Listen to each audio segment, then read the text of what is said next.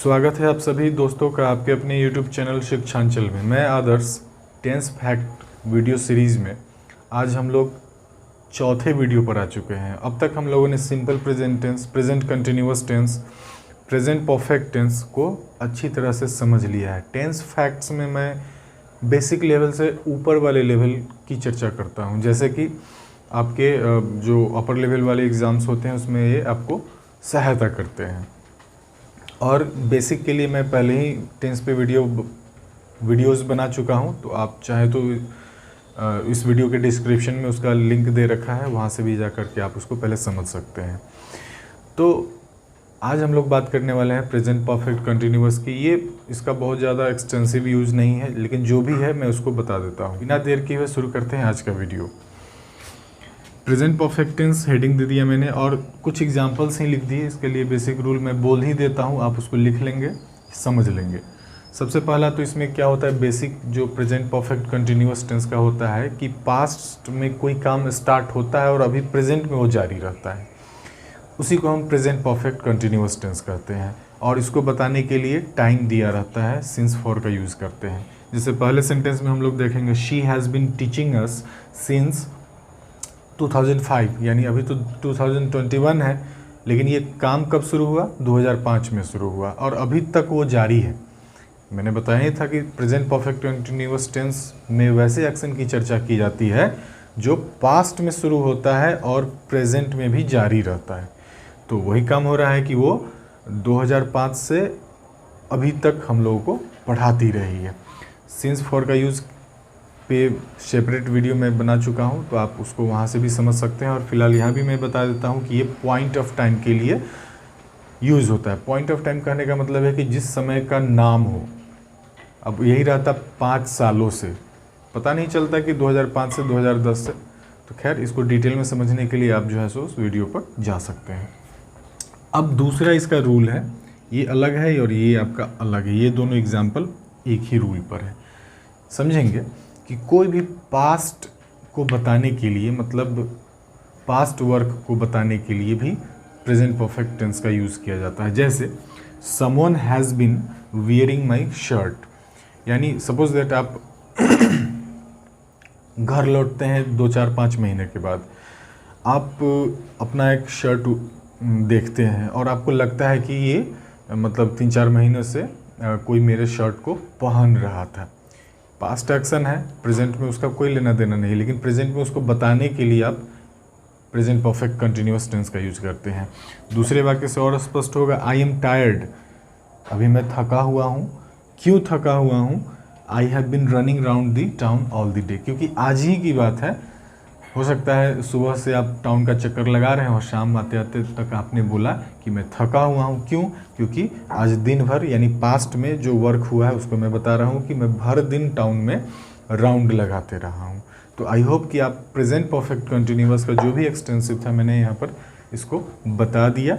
और बढ़ते हैं पास्ट टेंस की तरफ, यानी सिंपल पास्ट को सबसे पहले समझेंगे, इम्पॉर्टेंट जो उसके फैक्ट्स हैं। तो अब हम लोग आ चुके हैं सिंपल पास्ट टेंस पे, इसको एकदम ध्यान से समझेंगे। सिंपल पास्ट टेंस में इसका बेसिक क्या होता है कि ये पास्ट एक्शन जो पास्ट में ही फिनिश हो चुका था, उसका अब कोई लेना देना नहीं है, वैसे एक्शन की चर्चा की जाती है सिंपल पास्ट टेंस में। जैसे इसको मैंने एक सिंपली 2 एग्जाम्पल लिया आपको बेसिक समझाने के लिए। आई कॉल्ड हिम यस्टरडे, मैंने उसके कल, यानी यस्टरडे मतलब आज नहीं, बीता हुआ कल, मैंने उसको कल बुलाया था। हो गया काम, एक्शन कल का ही कल फिनिश हो गया। इसका स्ट्रक्चर होता है subject plus V2 plus object होता है। ही डाइड, यहाँ पर स्ट्रक्चर को मैं थोड़ा सा देख लेता हूँ। सब्जेक्ट है, कॉल्ड V2 है, और उसके बाद जो आपका ऑब्जेक्ट और टाइम जो होता है ये लगा रहता है इसमें। उसके बाद ध्यान देंगे अगले वाक्य पर, ही डाइड इन 1994, 1994 में ही उसकी मृत्यु हो गई थी। यानी ये पास्ट एक्शन जो पास्ट में ही फिनिश्ड हो चुका है उसको हम सिंपल पास्ट टेंस कहते हैं। अब आते हैं इसके एक्सटेंसिव रूल पे, जहाँ पर एरर होने की संभावनाएं होती हैं। जैसे मैंने लिखा, पास्ट में किसी एक्शन की आदत को बताता है, यानी पास्ट में जो आप किया करते थे, जो आपका डेली हैबिट था, नेचुरल हैबिट था, रेगुलर हैबिट था, उसको बताने में सिंपल पास्ट टेंस का यूज़ होता है। जैसे she always advised me. She मतलब हुआ कोई लड़की या कोई फीमेल की बात हो रही है जो क्या किया करती थी, मतलब हमेशा सलाह दिया करती थी या सलाह देती थी। ये हो गया पास्ट हैबिट, शी का पास्ट हैबिट था ये। I used to play cricket. Used to, जहाँ भी यूज्ड टू आ जाए समझ लीजिएगा कि ये सिंपल पास्ट टेंस का वाक्य है, और यूज्ड टू का मतलब होता है आप कोई भी काम किया करते थे। उसके बाद ध्यान रखेंगे कि V1 का ही यूज़ करेंगे, V2 का यूज़ नहीं करेंगे, क्योंकि यूज्ड टू ये इसका मेकअप कर लेता है, V2 का जो है फॉर्मेलिटी वो पूरा कर लेता है। तो I used to play cricket, मैं क्रिकेट खेला करता था, यानी इससे पता चल रहा है कि ये पास्ट हैबिट की बात हो रही है, तो सिंपली आप सिंपल पास्ट टेंस का यूज़ करेंगे। तीसरे वाक्य पे आते हैं, ही नेवर टच्ड वाइन। ये भी ही का जो है सो पास्ट हैबिट था कि उसने कभी शराब को छुआ नहीं था, मतलब उसका हैबिट था कि वो शराब पीता नहीं था। कहने का मतलब है कि छूने का मतलब है कि वो पीता नहीं था। तो ये भी हो गया past habit. Raja went home on Sundays. Raja जो मतलब का जो पास्ट हैबिट की बात करें तो संडेज़ का यहाँ पर मतलब होता है जब भी किसी दिन के नाम के आगे एस लगा रहे, उसका मतलब ही होता है प्रत्येक संडे को। तो यानी राजा को जो आदत था वो क्या था कि वो प्रत्येक संडे को घर जाता था। यानी ये पास्ट हैबिट को सिंपल पास्ट टेंस के द्वारा ही बताएंगे। आई होप कि आपको ये समझ में आ गया होगा। आप चाहें तो इसे नोट भी कर सकते हैं। और बढ़ते हैं अगले रूल की तरफ। अब आते हैं हम लोग अगले रूल पे, सिंपल पास्ट टेंस के अगले रूल पे। मैंने लिखा पास्ट टेंस में किसी एक्शन के जारी रहने का बोध कराने में सिंपल पास्ट टेंस का यूज़ किया जाता है। मतलब इसका मतलब ये हुआ कि इसमें क्या होता है कि दो एक्शन हो रहे होते हैं, ध्यान दीजिएगा, दो एक्शन हो रहे होते हैं और दोनों पास्ट टेंस में ही हो रहे हैं। लेकिन इसको पकड़ने का एक आसान सा तरीका है कि वाइल व्हेन से जैसे ही स्टार्ट होगा आप क्या करेंगे, दोनों एक्शन को आप सिंपल पास्ट टेंस में रखेंगे। ये एक तरीका है, एक ट्रिक समझ लीजिए कि दो एक्शन हो रहा हो और वाइल व्हेन से आपका सेंटेंस स्टार्ट हो रहा हो। देखिए दो एक्शन होता है, उसमें एक में सिंपल पास्ट टेंस और पास्ट परफेक्ट टेंस का भी यूज़ किया जाता है। लेकिन क्या होता है कि एक काम पहले ख़त्म होता है और उसके बाद एक काम ख़त्म होता है, दोनों के बीच में गैप होता है। लेकिन वैसा काम जिसमें गैप ना हो, एक काम के साथ दूसरा काम भी प्रोसेस में हो, तो वैसे वाक्यों को आप सिंपल पास्ट टेंस में ही रखेंगे। दोनों एक्शन को आप सिंपल पास्ट टेंस में ही रखेंगे, पास्ट परफेक्ट में उसको ना लिखेंगे। ये बात का ध्यान में रखेंगे। जब मैं पास्ट परफेक्ट पे जाऊंगा तो इसको भी कनेक्ट करूंगा वहाँ पर। वैसा काम, एक बार और मैं समझा रहा हूँ कि वैसा काम, जो काम पहले, जैसे डॉक्टर के पहुँचने से पहले रोगी मर चुका था, ध्यान दीजिएगा कि डॉक्टर के पहुँचने से पहले रोगी मर चुका था, यानी रोगी के मरने का काम पहले हुआ और डॉक्टर के पहुँचने का काम बाद में हुआ। तो जो काम पहले होता है उसको पास्ट परफेक्ट में द पेशेंट हैड डाइड, और डॉक्टर के पहुंचने के पहले तो के पहले के लिए बिफोर लगाएंगे, बिफोर द डॉक्टर रीच्ड। तो अगला हो गया हमारा सिंपल पास्ट टेंस। लेकिन यहाँ पर क्या हो रहा है कि दोनों काम साथ साथ चल रहा है, पास्ट एक्शन दोनों साथ साथ चल रहा है, तो हम वैसे वाक्यों को दोनों को सिंपल पास्ट टेंस में ही रखेंगे। आई होप कि आपको समझ में आ गया होगा। While they danced we sang, दो एक्शन हो रहा है। When Mohan played his mother cooked food, यानी जब मोहन खेलने का काम हो रहा था तो उसी समय उसकी माँ भी क्या कर रही थी, खाना बना रही थी। दोनों काम साथ साथ चल रहे थे।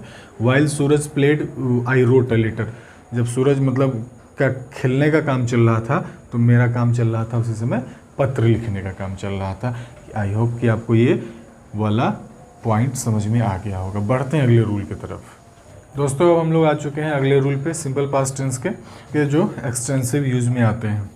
तो मैंने लिखा पॉइंट में कि जब सेंटेंस में अनरियल पास्ट को बताया जा रहा हो, यानी फॉल्स, एक समझिए कि कल्पना की जा रही हो जो संभव नहीं है, उसके चांसेस कम हैं, और सेंटेंस में आपको यूज़ रहेगा, जो वर्ड्स यूज़ रहेंगे ये मैंने लिख दिया यहाँ पर, आप चाहें तो इसको नोट कर सकते हैं। एज इफ़, एज दो, I wish, if only it is time, यानी ये जो लगे रहेंगे तो आप समझ लीजिएगा कि ये सिंपल पास्ट टेंस का वाक्य है। और भी इसके सारे फैक्ट्स हैं, मैं बताता हूँ। Anand talks as if he were my boss. Anand मुझसे ऐसे बातें करता है जैसे कि वो मेरा बॉस हो। ये बॉस होना अनरियल है, लेकिन बात उसका करने का तरीका ऐसा है कि वो बॉस है।